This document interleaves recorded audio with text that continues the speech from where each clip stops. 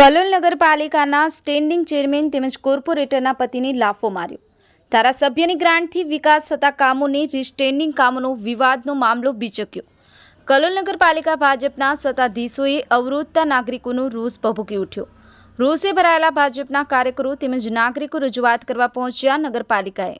રજૂઆતનો મામલો ઉગ્ર બનતા સ્ટેન્ડિંગ ચેરમેનની ઓફિસમાં પ્રવેશ કરી પ્રકાશ વરગડેને લીધા ઘેરી. ચેમ્બરમાં ઘૂસેલા ભાજપના કાર્યકરો તેમજ નાગરિકો દ્વારા સ્ટેન્ડિંગ ચેરમેન તેમજ કોર્પોરેટર ઉષ્માબેનના પતિને માથા ટપલીઓ તેમજ લાફા ઝીકી દેવામાં આવ્યા.